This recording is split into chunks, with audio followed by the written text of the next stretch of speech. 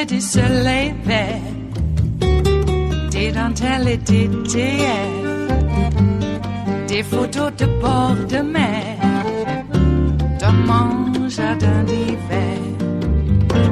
Je voudrais de la lumière, comme en Nouvelle-Angleterre. Je veux changer d'atmosphère, dans mon jardin d'hiver. Ma fleur sous la pluie de novembre, tes mains qui courent, je n'en peux plus de t'attendre. Les années passent, il est loin, là je tombe. Nul ne peut nous entendre.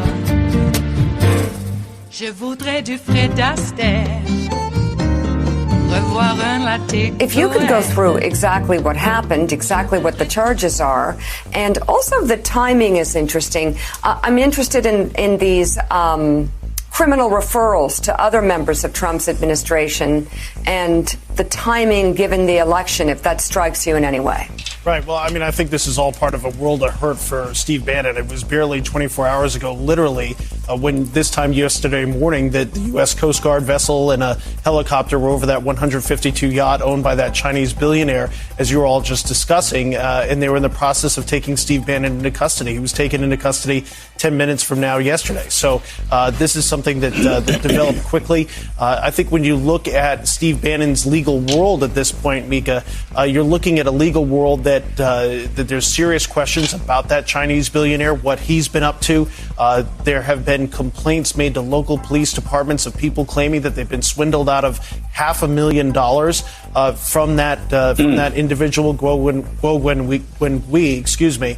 And Steve Bannon has obviously been, as you've just been discussing, has been palling around with him for the last several months, and somebody that Steve Bannon has been with. So I think there's serious questions about that person. There are the criminal referrals that you mentioned that were in the Senate Intelligence Committee report earlier this week looking at Russia as far as whether or not Bannon actually told the truth when he testified to Congress. So I think there's a lot of questions that are swirling around him. That Chinese billionaire, those investments that I mentioned, those complaints to local police departments are referred to the FBI, and based on public documents we were able to obtain yesterday, that's an investigation that's been going on since June. So I think for Steve Bannon, it's a real problem. You know, you all were talking about it. I think it was just a week ago that I was on here talking with you, Joe, about the NRA and the self-dealing and what was going on, and as far as people being taken advantage of.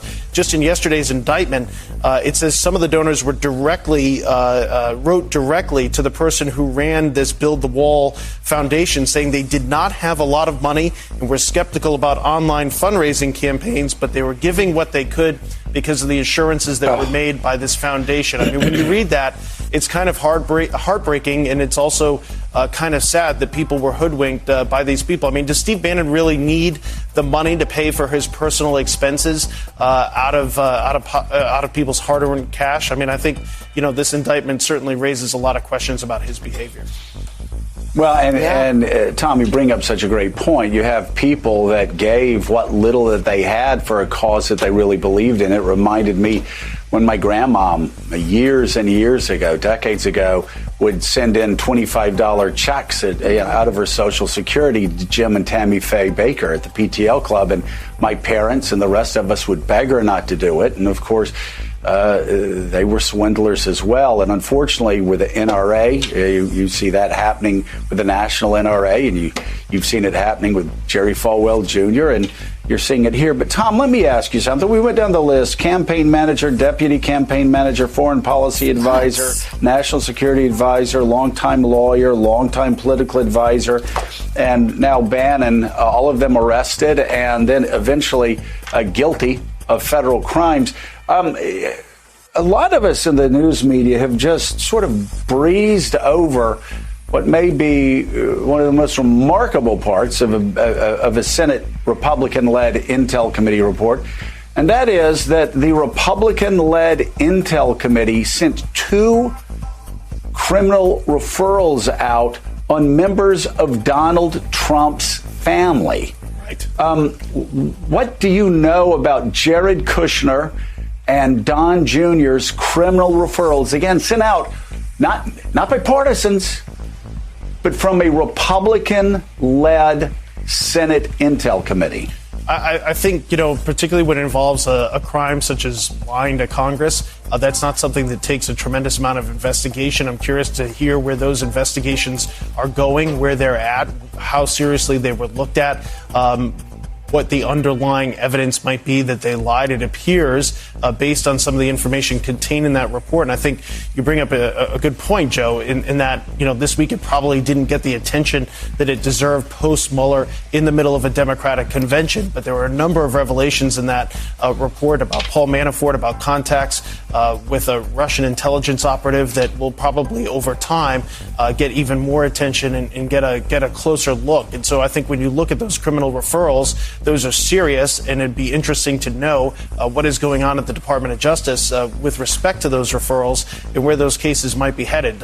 Typically, the Justice Department, to a point I think Mika was trying to get to earlier, stays away from making indictments and making what could be seen as political type of statements and indictments within about 60 days of the election. That's not a hard and fast rule. That's been a memo that came out by A.G. Holder, was the last real guidance that we received on that.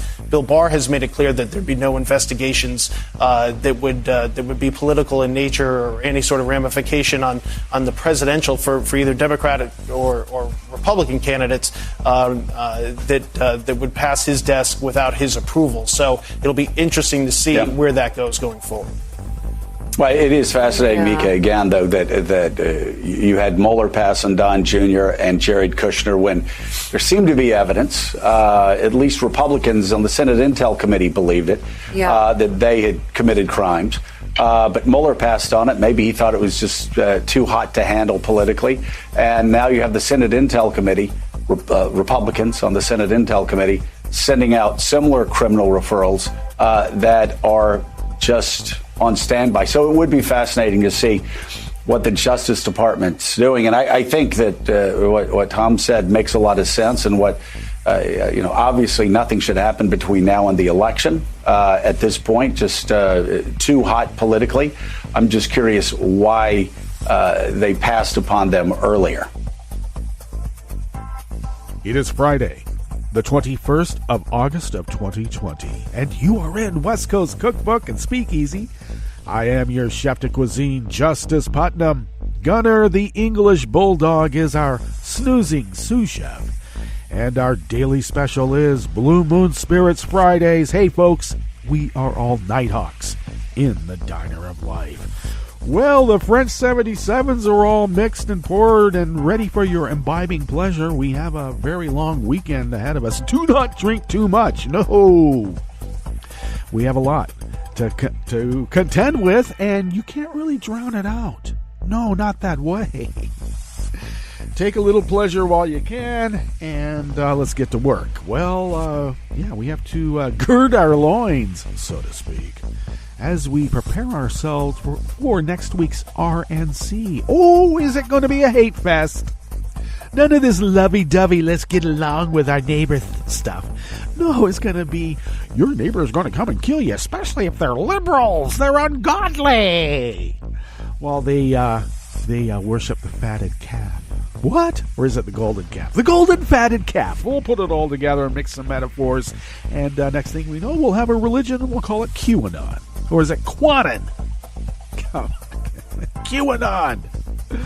I thought it was, when I first saw QAnon, I thought, wow, the Scientologists have really branched out on their aversion therapy scam.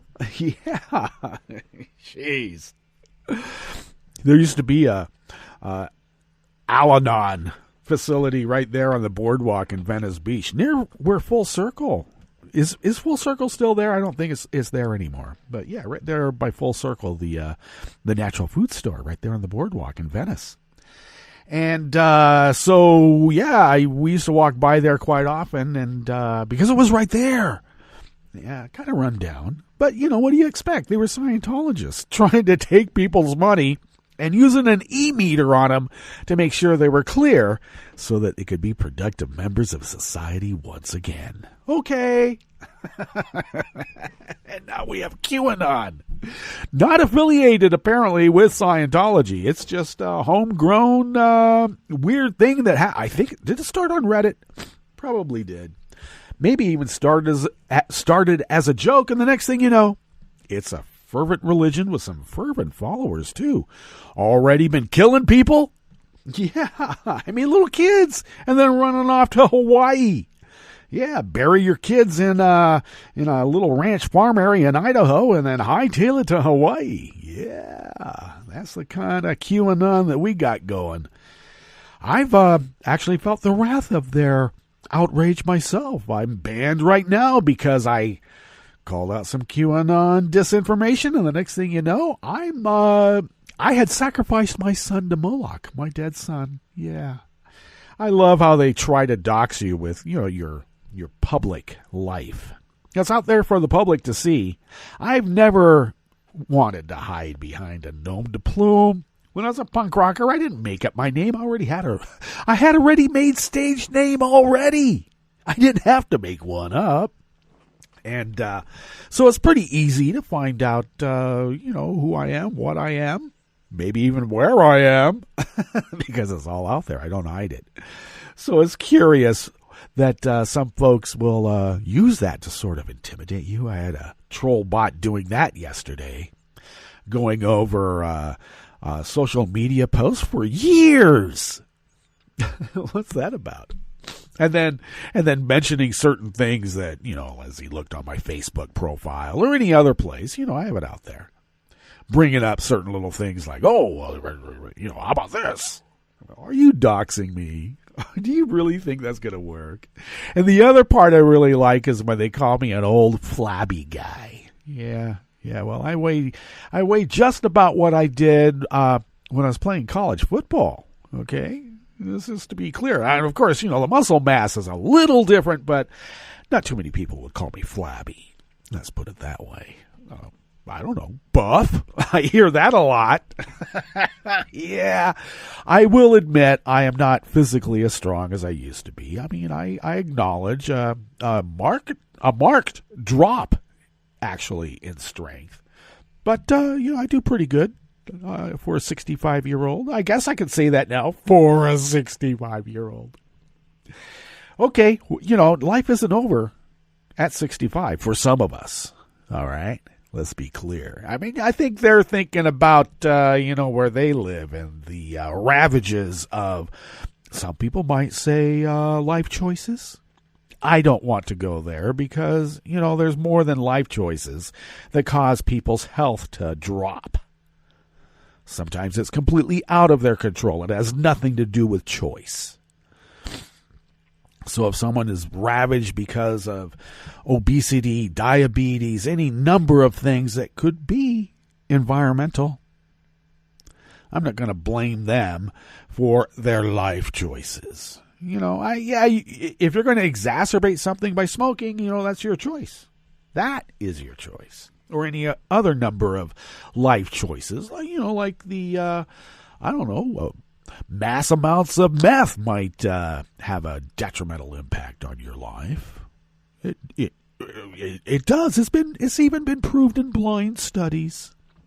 Or any other number of things that one might choose. But it does kind of crack me up. They call us ungodly, and they don't even adhere to a religious moral code that we all know and love. Yeah. Oh, and another thing, people are speaking in glowing terms about Biden's speech last night. It was great.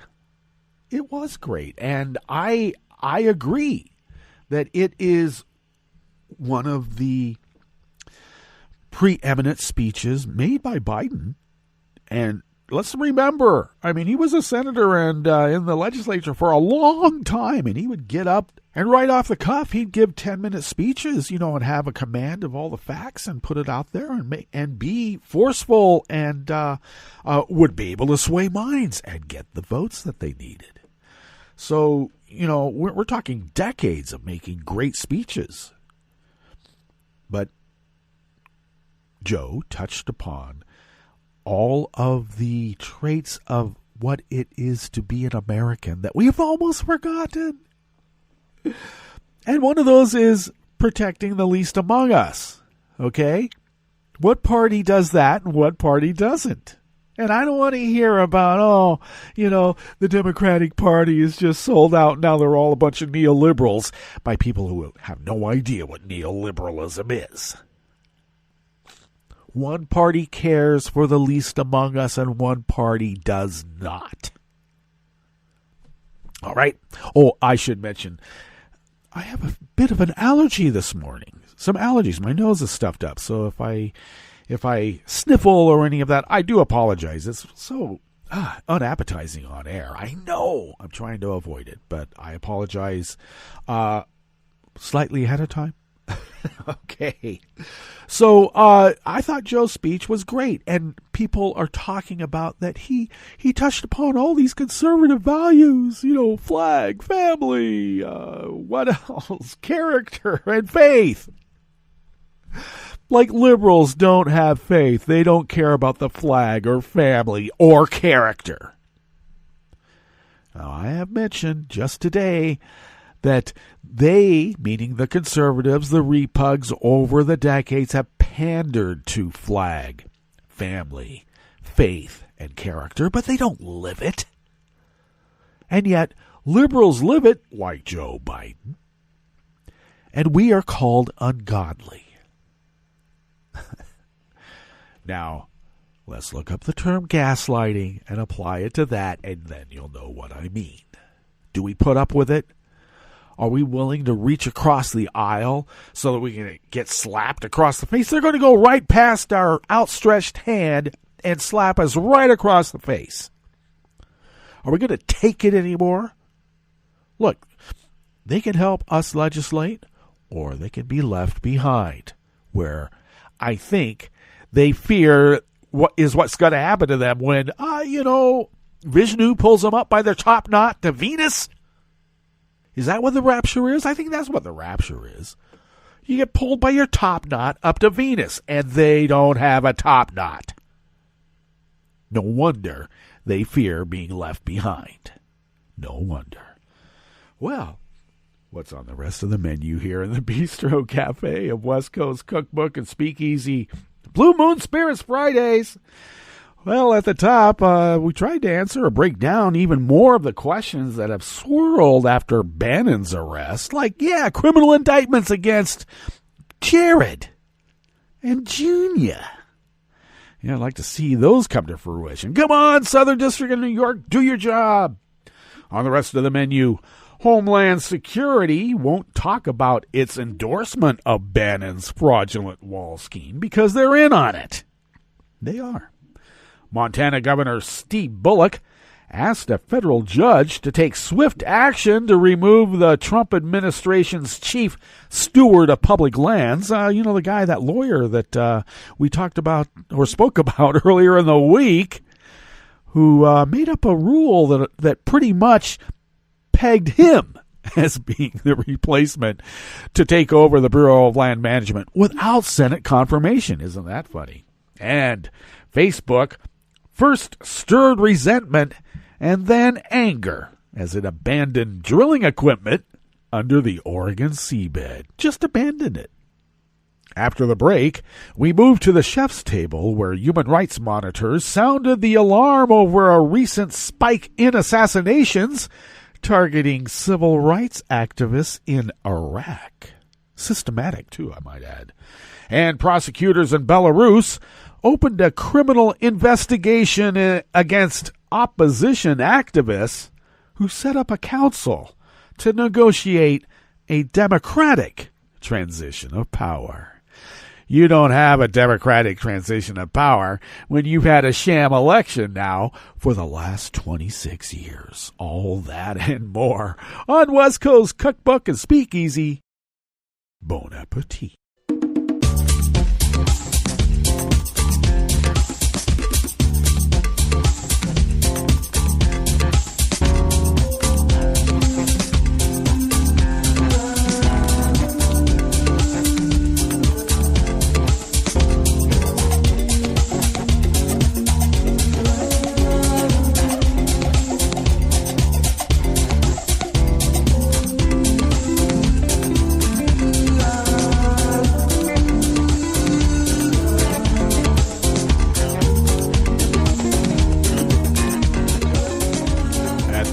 bottom of our homepage at netrootsradio.com. To the rightish of the page is our chat room link, monitored by Kelly Lincoln. Thank you, Kelly.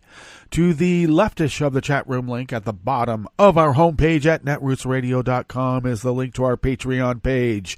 And if you haven't already, would you please become a recurring Patreon of Netroots Radio?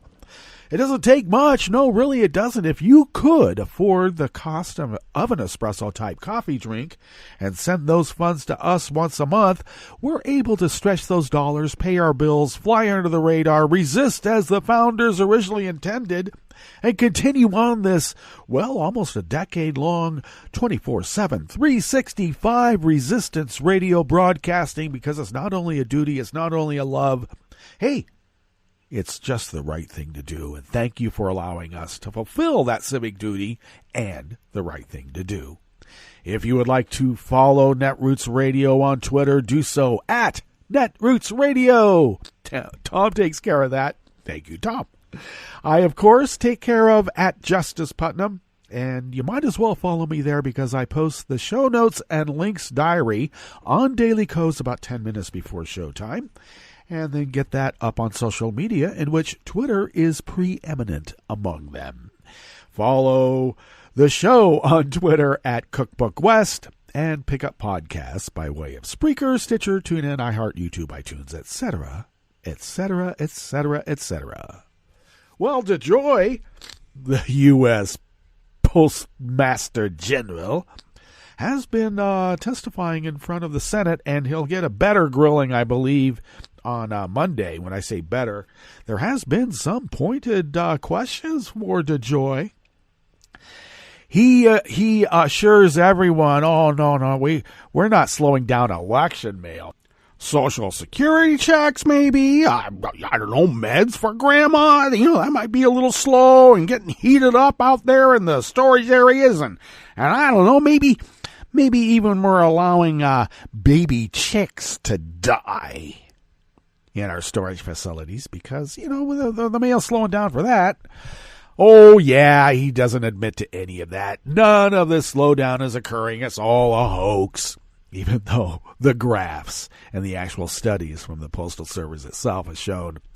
Well, if you look at the graph, when DeJoy took over, kaboom, service dropped precipitously. He says that mail is only being efficiently delivered now, and that's why you can't hook up those sorting machines. And then the next great dodge is that, our employees, the people that work at the Postal Service have been suffering from COVID too. So he's going to blame COVID for getting rid of sorting machines and mailboxes because the workers are sick. And so what are you going to do? Get rid of the sorting machines? If that's the way they're going to play it, we're just going to have to hold their feet to the fire. And we might have to hold this guy's feet to the fire damn close because he's a slippery little demon, to use QAnon parlance, indeed. Well, let's dive into this first offering here in the Bistro Cafe of West Coast Cookbook and Speakeasy. It is Blue Moon Spirits Fridays. Blue Moon Spirits Fridays, that's right.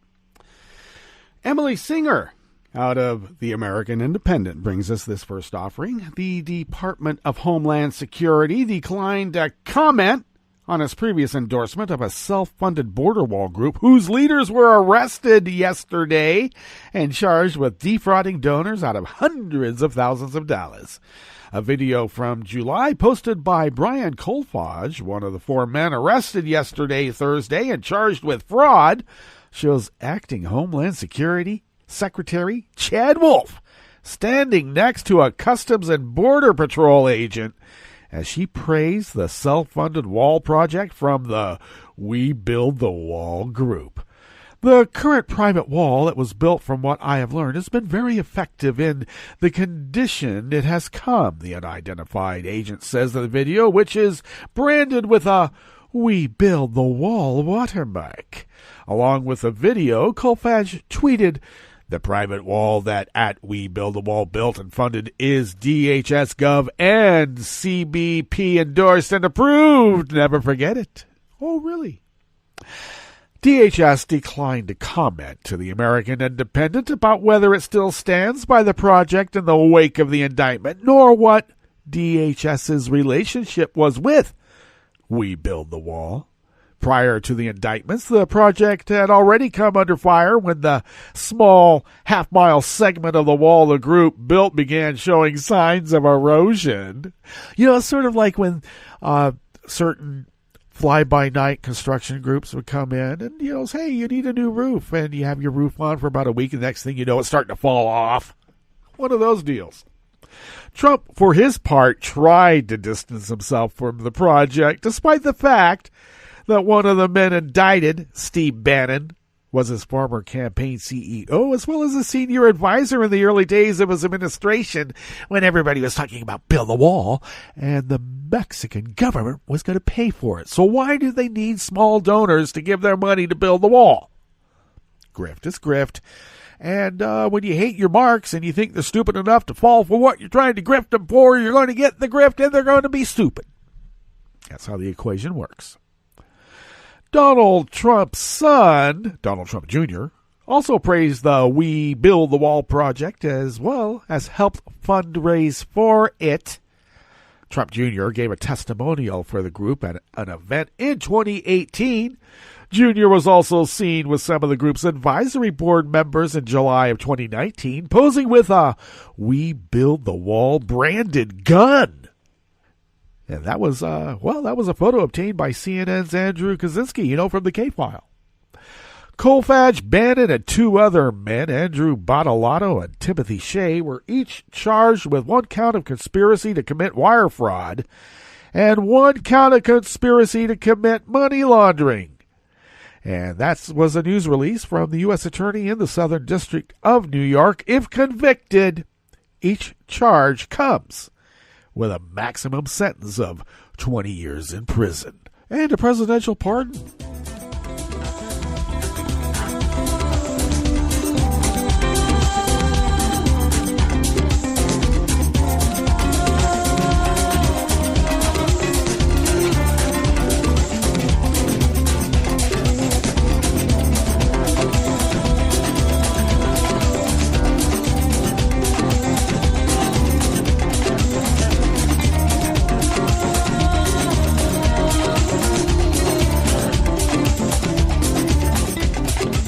Matthew Brown of the Associated Press brings us this next offering here in the Bistro Cafe of West Coast Cookbook and Speakeasy Blue Moon Spirits Fridays, because we are all Nighthawks in the Diner of Life. Montana's Democratic governor asked a federal judge to take swift action to remove the Trump administration's chief steward of public lands as the former industry attorney hangs on to the post despite the White House saying that his nomination would be withdrawn. Governor Steve Bullock said William Perry Penley's continuing leadership of the U.S. Bureau of Land Management undermines conservation efforts and is illegal because Penley never had a Senate confirmation hearing. Yeah, we don't need your stinking confirmation hearings. The Bureau oversees almost 250 million acres of land, primarily in the U.S. West, and regulates activities ranging from mining and oil extraction to livestock grazing and recreation. You know, grazing like what the Bundys did. Oh, you can't tell us how to graze while they starved their cattle, and they were bad neighbors. Their neighbors all hated the Bundys, and they still do. The AP reported earlier this week, as reported here at Netroots Radio, here on the West Coast Cookbook and Speakeasy even, that Penley remains in charge under an arrangement that Penley himself set up months ago. In a May 22nd order, Penley made his own position, deputy director, the Bureau's top post while the director's office is vacant. Since establishing that succession order, Penley has approved 2 sweeping land resource management plans that would open 95% of federal land in Montana to oil and gas development. Attorneys for Bullock said in a court filing yesterday, that asked U.S. District Judge Brian Morris to expedite a July lawsuit filed by the governor. William Perry Penley is breaking the law, and at stake are over 27 million acres of public lands in Montana, Bullock said in a statement. Officials with the Interior Department, which includes the BLM, said the governor's lawsuit was nonsense and a waste of taxpayer resources. Governor Bullock is naturally seeking to expedite his frivolous and politically motivated claim and has no legal standing. Really?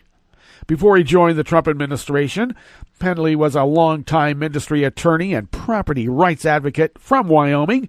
He was vocal about his desire to sell public lands and critical of what he described as the federal government's tyranny in enforcing environmental laws because when the people of the United States speak, of course that's going to be tyranny to the crooks trying to destroy America.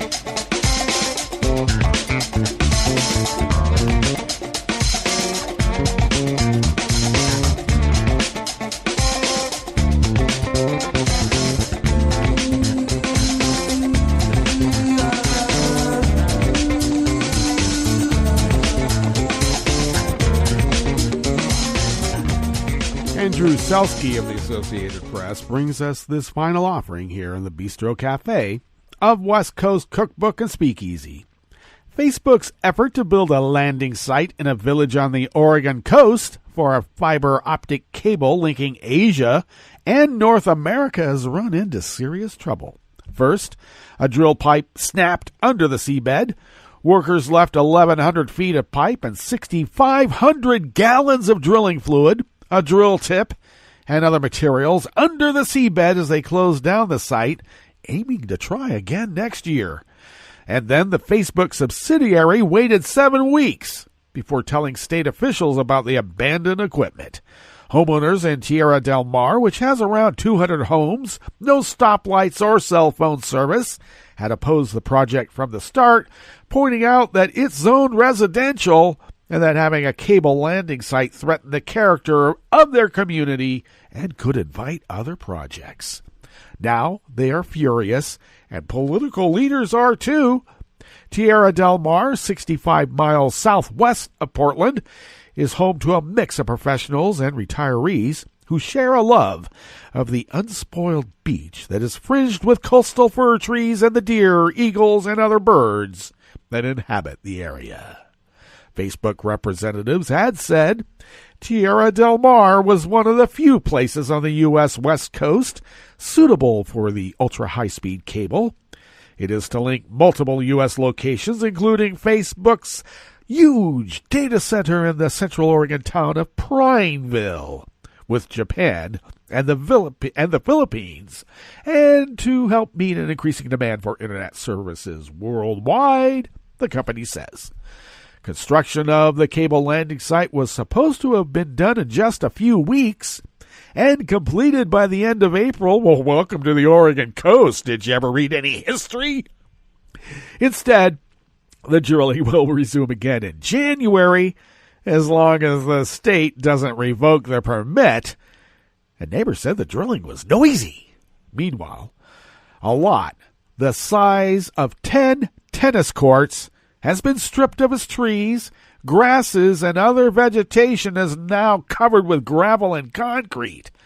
It's basically a parking lot, Jeff Briner, whose house is next door, said as he looked out at the property.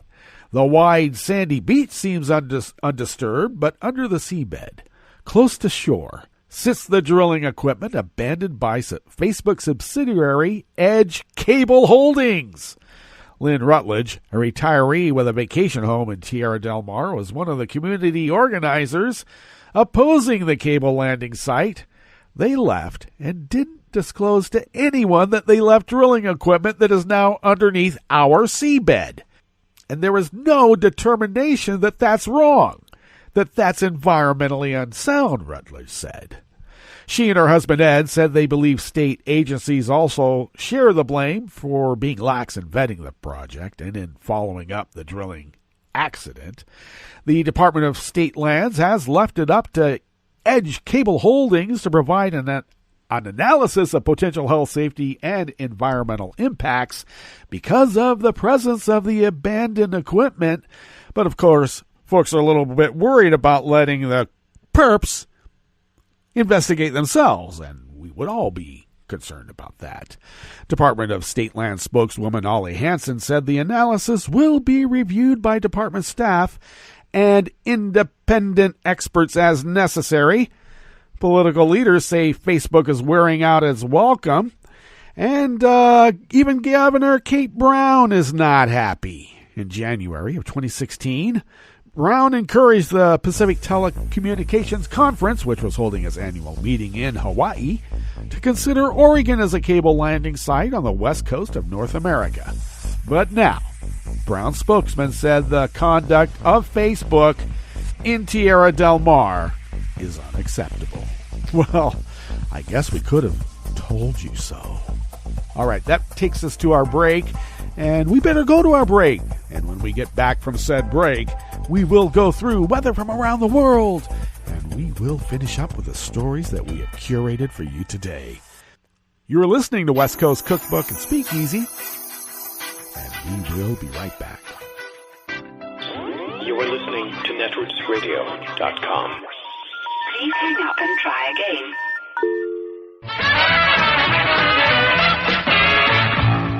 From a point at sea to the circles of your mind, a new force is at work for planetary transformation. New radio for a new Earth.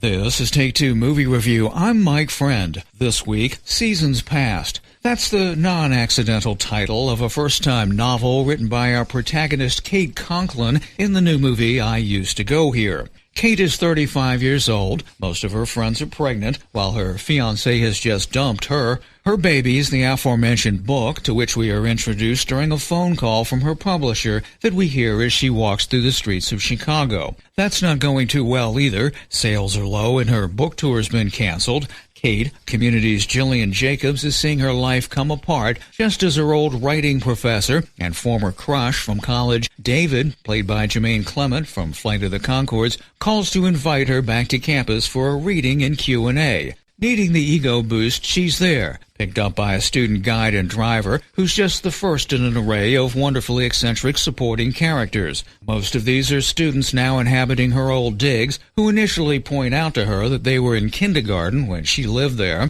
They accept her as a real writer, but are just as accepting when she regresses into one of them, even becoming involved in a plot to expose a professor, no less than her benefactor Dave, as the horn dog that he apparently is. The details in this one feel right, and it turns out the film is at least somewhat autobiographical, as director Chris Ray, formerly Chris Swanberg, hails from Chicago, has done the breakup thing and attended SIU in Carbondale, Illinois, where the film is set. I Used to Go Here occupies the same space as some Appétit pictures, but with enough nuance and subtlety for issues of maturity, self-acceptance, and sincerity to shine through to nicely darken this low-key comedy. This has been Take Two Movie Review. I'm Mike Friend. Catch up with us at take2moviereview.com and feed us back on our channel on YouTube.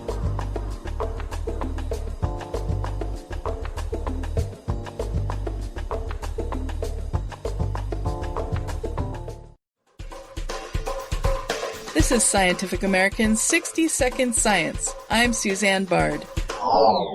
In Botswana, farmers graze their cattle at the edge of the Okavango Delta. The region is teeming with wildlife, including hungry predators with a taste for beef. Lions and leopards in particular are ambush predators. They often rely on the element of surprise to creep up and take down their prey. University of New South Wales conservation biologist Neil Jordan. Livestock losses can be crippling to some of these farmers, and the subsequent retaliatory killing of predators in response to that is a major cause of population decline in large carnivores. But what if there were a simple thing farmers could do to cut their losses? The idea came about of painting eyes on the backsides of cows to trick lions and leopards into thinking they've been seen by their would-be prey. And once seen, they often abandon the hunt. This visionary solution was inspired by nature. A variety of species have evolved eye spot markings that thwart deadly adversaries. Some frog derrieres feature eye spots, as do the back ends of some fish. Jordan's colleague, Cameron Radford. Probably the most famous example is on butterflies and moths. They have eye spots in their wings, and these deter predators such as birds from attacking them. Even humans are susceptible to eye spots. One study found that people are less likely to steal bikes when an image of watchful eyes is displayed near bike racks. But despite their usefulness, predator-foiling eye spots don't occur naturally in mammals. To make up for this egregious evolutionary oversight, the scientists/cowbutt artists got to work. I can guarantee the cows didn't enjoy the experience. I mean, it didn't hurt them at all, but herding those cows up in the morning for their artificial eye treatment probably wasn't the most exciting thing for them. Over the 4-year experiment, the researchers found that not one of the hundreds of cows with eye spots on their keisters was killed by an ambushed predator. But the study also showed that, while less effective, simply painting crude cross marks on the cows deterred predators better than leaving them au naturel. So perhaps any kind of novel marking can startle an unsuspecting carnivore. Farmers can potentially paint their cattle with artificial eye spots or cross marks, but we recommend the eye spots because that was the best result. The Botswana Predator Conservation Trust and the Taronga Conservation Society Australia also contributed to this research, which appeared in the journal Communications Biology. Ultimately, a little artistic license could go a long way to safeguard both livestock herds and predators at risk of extinction. He's looking at you, kid. Thanks for listening. For Scientific American's 60-Second Science, I'm Suzanne Bard. This program is presented by the Centers for Disease Control and Prevention. Heart disease and stroke can be catastrophic. They're leading causes of death, disability, and healthcare spending in the U.S., yet they're largely preventable. Alarmingly, heart disease and stroke are taking a toll on middle-aged adults 35 to 64, with over 800,000 deaths and hospitalizations in 2016. Million Hearts is a national initiative focused on preventing 1 million heart attacks, strokes, and other cardiovascular events by 2022. Coordinated actions by Million Hearts partners in communities, healthcare, and public health will keep people healthy, optimize care, and improve outcomes in populations at risk. Everyone has a part to play. Focus on the ABCs of heart health. A. Aspirin use when appropriate. B. Blood pressure control. C. Cholesterol management. And S. Smoking cessation. To learn more, visit cdc.gov/vital signs. For the most accurate health information, visit cdc.gov or call 1-800-CDC-INFO. In 2012 in the United States, about 317,000 motor vehicle crashes involved a large truck. 26,000 truck drivers and their passengers were injured in these crashes, and about 700 died.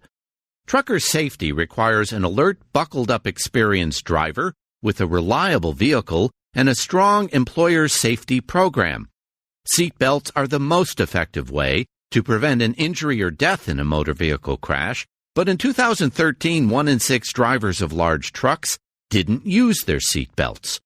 Employers can help truck drivers stay safe by committing to driver safety programs at the highest level of leadership, establishing and enforcing driver safety policies, including requiring everyone in the truck to buckle up, and addressing factors that contribute to crashes, such as drowsy and distracted driving.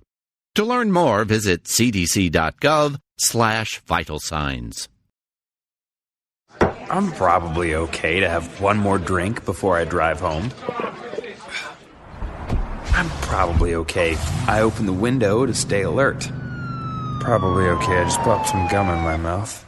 Step out of the car, please. I probably made a mistake.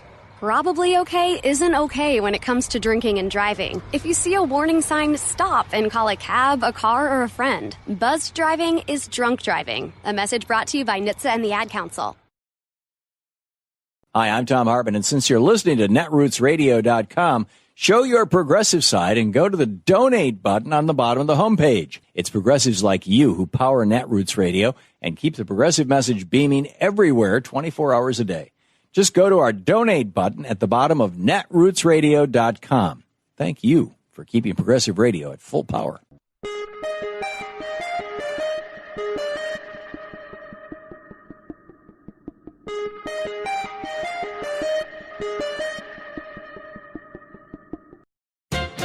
As progressive champion John Lewis warned, your right to vote is not guaranteed.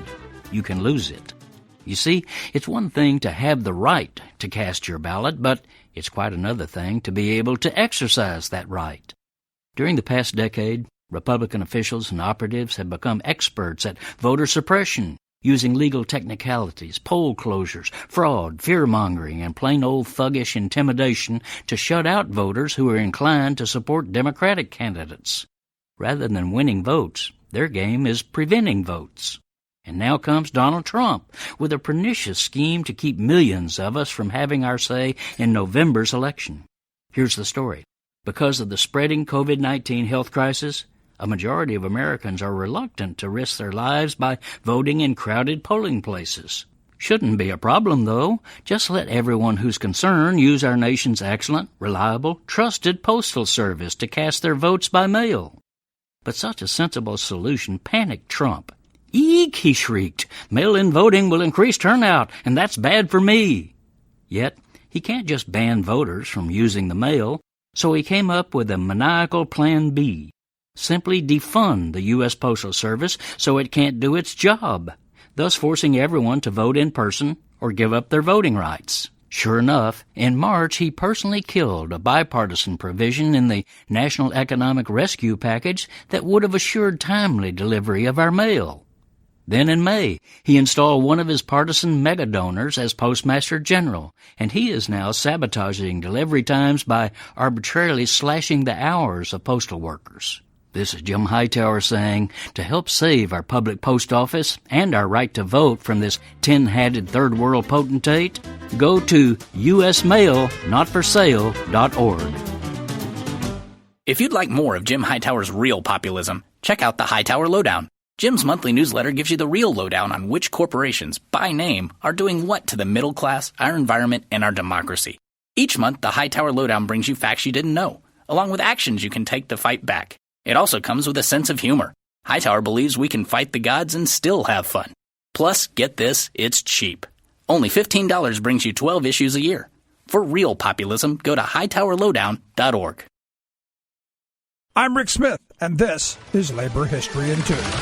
On this day in labor history, the year was 1893. That was the day that workers' rights and women's rights activist and anarchist Emma Goldman gave a speech in New York City. Emma Goldman was born in what is today Lithuania. She came to New York in 1885, where she built a reputation as a powerful speaker. In New York, she addressed a crowd of between 3,000 and 4,000 unemployed workers in Union Square.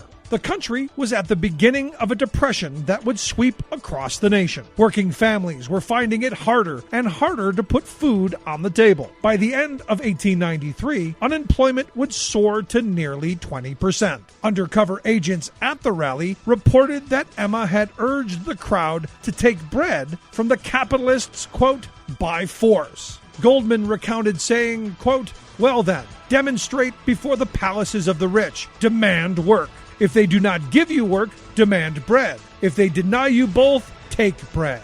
10 days later, Emma was arrested in Philadelphia for her comments at the New York rally. She was sentenced to 1 year in prison. After she was released, Emma traveled to Vienna to study medicine. She returned to the United States to continue her lectures on workers' and women's rights. She spoke out about the need for women to have access to contraception, an opinion that could arouse a backlash at the time. Emma was arrested multiple times for daring to speak out on controversial issues.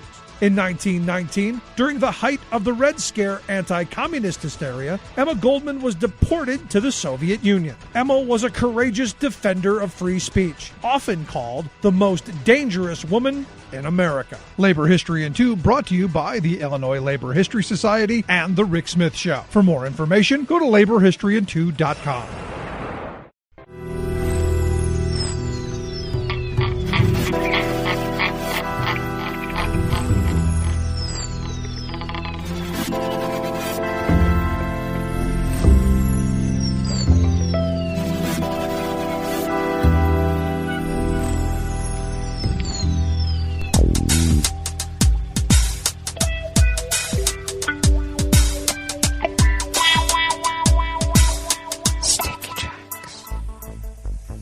Thank you for accompanying us here to the Chef's Table at West Coast Cookbook and Speakeasy, Blue Moon Spirits Fridays. We always begin weather from around the world along the banks of the Rogue River, in the Rogue River Valley of Southern Oregon on the west coast of the continental United States of America, where it is currently 62 degrees Fahrenheit. A tad cooler expected today. Only should be in the mid to upper 80s, and we had been in the mid to upper 90s before. Some clouds this morning will give way to generally sunny skies in the afternoon, and winds will be out of the west at 10 to 15 miles per hour. Partly cloudy skies overnight. Lows in the low 60s, and winds will be in the north, out of the northwest at 10 to 15. Some clouds tomorrow morning on Saturday will give way to mainly sunny skies, and winds will then be out of the west-northwest at 5 to 10 miles per hour. Confirmed coronavirus cases in Jackson County of Southern Oregon is now at 636. 2 dead. We keep going up by increments of 30 or more now. That's not good. All right. Grass pollen right outside the mothership window is low. Air quality index in the region is good at 28 parts per million, and the daytime UV index is high at 7.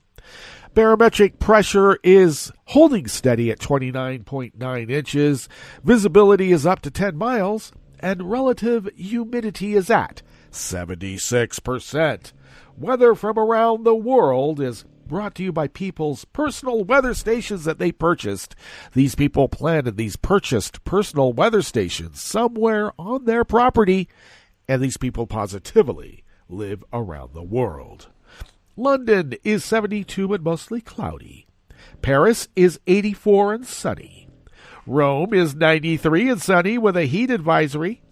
Kyiv is 77 and fair. Kabul is 80 degrees and fair. Hong Kong is 80 and partly cloudy. Tokyo is 84 and clear. Sydney, Australia is 55 and clear. San Francisco, California is 58 degrees and partly cloudy. And New York is 80 degrees Fahrenheit and sunny. And that is weather from around the world, brought to you by people's personal weather stations that they purchased. These people planted these purchased personal weather stations somewhere on their property, and these people positively live around the world.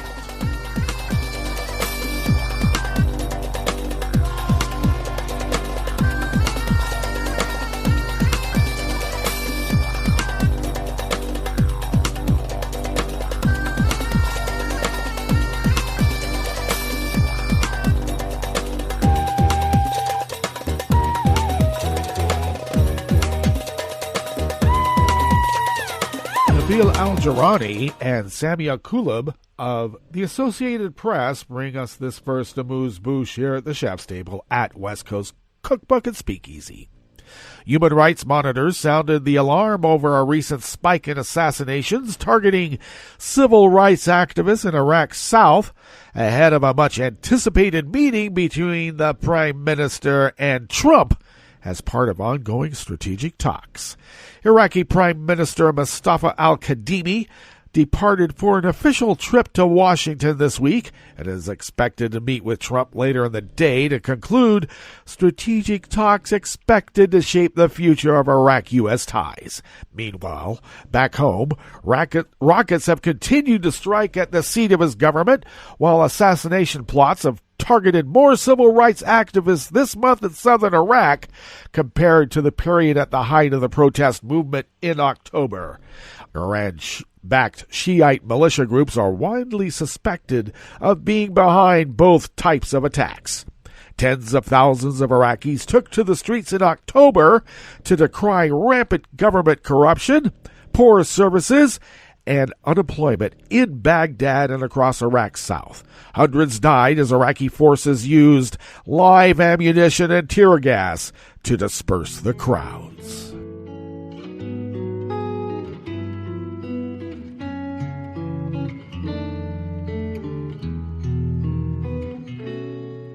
Je te donne ce mon amour pour la vie entière. La promesse de me trouver à tes genoux. Aussitôt que tu m'appelles, rester toujours fidèle. C'est tout, c'est tout. Je te donne tous mes printemps, mes étés de mer, mes automnes quand les feuilles tombent partout.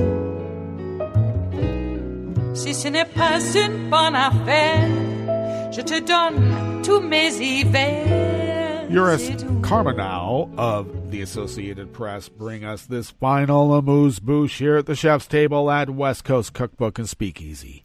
Prosecutors in Belarus opened a criminal investigation against opposition activists who set up a council to negotiate a democratic transition of power amid massive protests against official election results that extended the 26-year rule of the country's authoritarian leader. Belarusian President Alexander Lukashenko, who has dismissed the protesters demanding his resignation as Western puppets, had threatened opposition leaders with criminal charges. Following up on his warning, prosecutors opened an inquiry against the new council's founders on charges of undermining national security. The Belarusian Prosecutor General's office said the creation of the Coordination Council that met for the first time Wednesday violated the Constitution. The council members have rejected the accusation and insist their actions fully comply with Belarusian law. The United States said yesterday, Thursday, that they urged authorities to engage in dialogue with the opposition council and described the August 9th presidential election that handed Lukashenko a sixth term as neither fair nor free.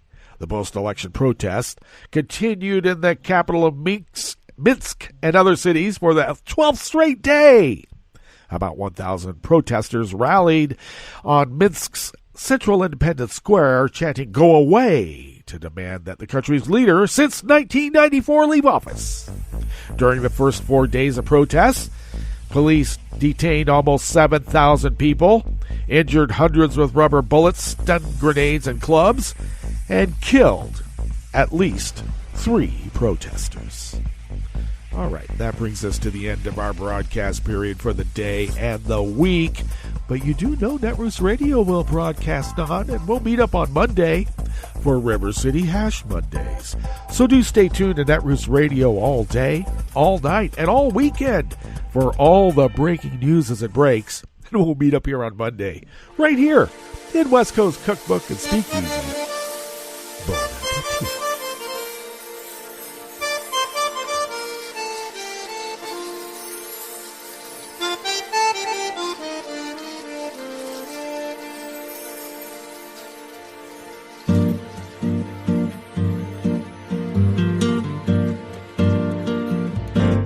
Je voudrais du soleil vert, des dentelles et des théères, des photos de bord de mer, dans mon jardin d'hiver.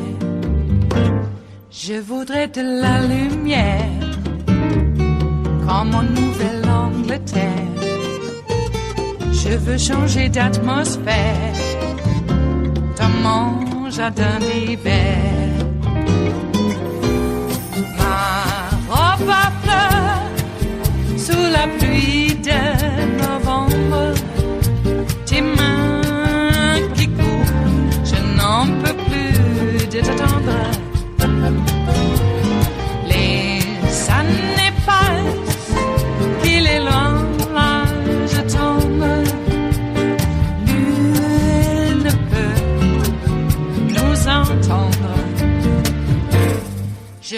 près du Fred Astaire, revoir un latte Goer.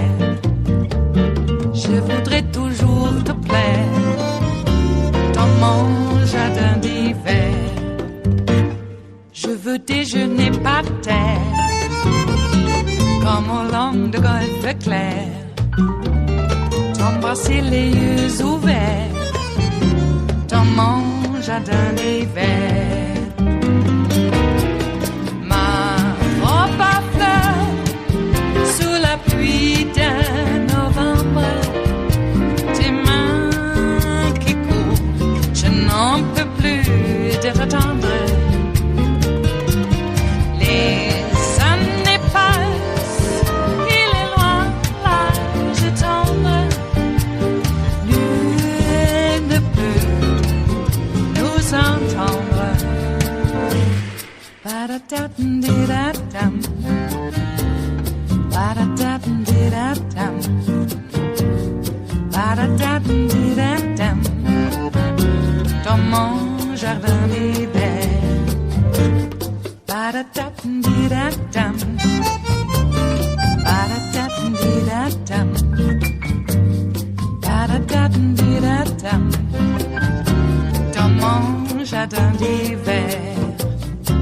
Dans mon jardin d'hiver, dans mon jardin d'hiver.